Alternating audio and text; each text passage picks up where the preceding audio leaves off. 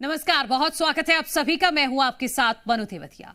महाकुंभ में आज पहला अमृत स्नान है। अलग अलग अखाड़ों का स्नान चल रहा है। अब तक लाखों श्रद्धालुओं ने भी स्नान किया है। महाकुंभ में सुरक्षा के सख्त बंदोबस्त है। महाकुंभ में योगी सरकार ने पुष्प वर्षा भी कराई है। स्नान पर्व पर भक्तों पर पुष्प वर्षा कराई गई है। सभी घाटों और अखाड़ों पर पुष्प वर्षा कराई गई है हेलीकॉप्टर के जरिए। सभी स्नान घाटों पर पुष्प वर्षा कराएगी सरकार।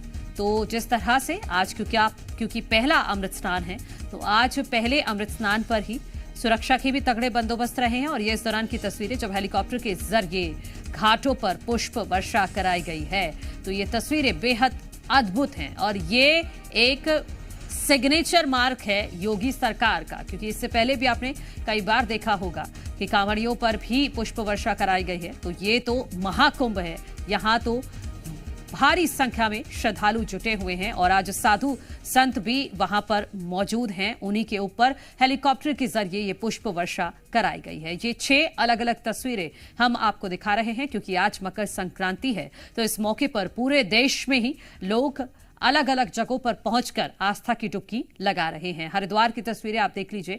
यहां पर भी सुबह सुबह श्रद्धालुओं का सैलाब उमड़ा। वाराणसी के घाट भी आज श्रद्धालुओं से पटे हुए नजर आए। कोलकाता की तस्वीर आप देख रहे हैं, जहां गंगा में स्नान करने के लिए भारी संख्या में श्रद्धालु पहुंचे हैं और हर तरफ श्रद्धालुओं की लहर आज दिखाई दे रही है, क्योंकि आज शुभ मंगल संयोग है। 144 साल बाद ये संयोग पड़ा है और यही वजह है कि एक तरफ महाकुंभ में तो भारी संख्या में लोग पहुंच ही रहे हैं, लेकिन इसके अलावा हरिद्वार, वाराणसी, मथुरा, कोलकाता, अलग अलग जगहों पर जाकर लोग भगवान का ध्यान कर रहे हैं, दर्शन कर रहे हैं और स्नान कर रहे हैं, दान कर रहे हैं, क्योंकि आज मकर संक्रांति भी है। तो इस मौके पर लोग ज्यादा से ज्यादा स्नान करके, ध्यान करके, दान करके पुण्य कमाना चाहते हैं। ये एक बार फिर से तस्वीर ड्रोन एंगल से हम आपको दिखा रहे हैं। भारी संख्या में साधु संत आपको नजर आएंगे, हाथों में तलवार, शस्त्र अलग अलग तरीके के लेकर। किसी के हाथ में गदा है, किसी के हाथ में त्रिशूल है।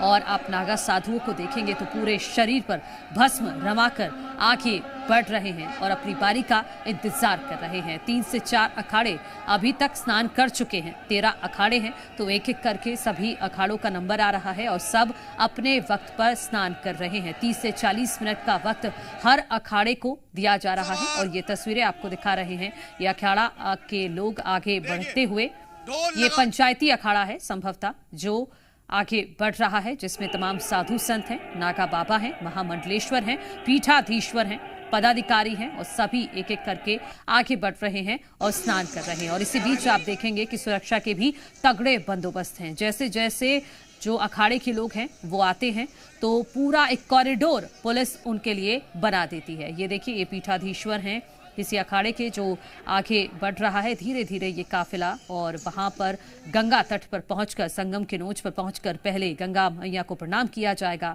शस्त्रों का पूजन होगा और उसके बाद स्नान किया जाएगा सभी संतों के द्वारा। और फिर इसी तरह से सभी साधु संत वापस लौट जाएंगे। ये देखिए तस्वीरें जब स्नान के लिए अखाड़ों के साधु संत महात्मा निकले हैं, उस वक्त की ये तस्वीरें। नागा साधु को भी आप देख सकते हैं। तो आज एक अलग ही उत्साह लोगों में भी दिखाई दे रहा है, क्योंकि आज जो लोग वहां पर पहुंचे हैं मकर संक्रांति के मौके पर, उन्हें विशेष तौर पर आज साधु संतों का, नागा बाबाओं का आशीर्वाद भी मिल रहा है। क्योंकि ये अद्भुत तस्वीरें हैं, ये अकल्पनीय तस्वीरें हैं जो काफी लंबे वक्त बाद लोगों को देखने को मिलती हैं। यही वजह महानिर्वाणी अखाड़ा आगे बढ़ता हुआ, उसकी तस्वीरें हम आपको दिखा रहे हैं।